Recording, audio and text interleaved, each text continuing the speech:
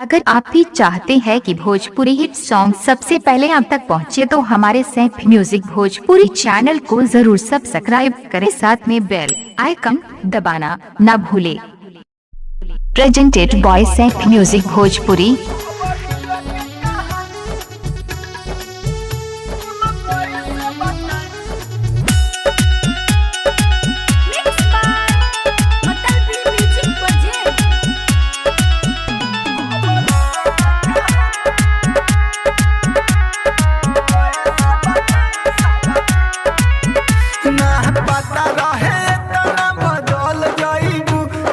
हमारा कपिया संगे चल जाइबू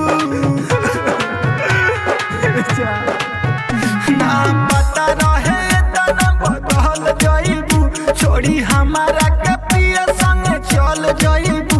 याद आवे ताहर बात कइल हमारा से घात, खुश बारू का हमारा के लूट के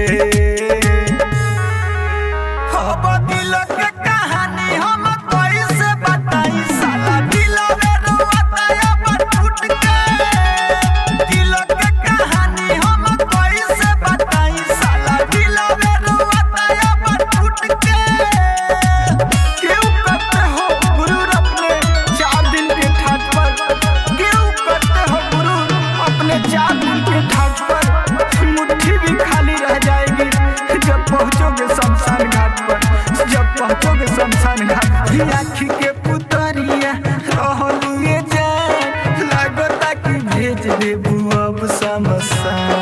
दिलवा के बतिया न कहलू हो, हमारा नसीब में न रहलू हो।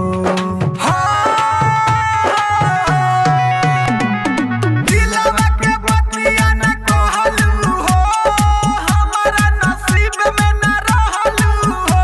रोज करतानी नशा लोगो देखता तमाशा, अब जियतानी हम घुट घुट के। अब दिल के कहानी हम कैसे बताई। साला दिल में रोता अब टूट के, दिल के कहानी अब कैसे बताई। साला दिल में रोता अब टूट के।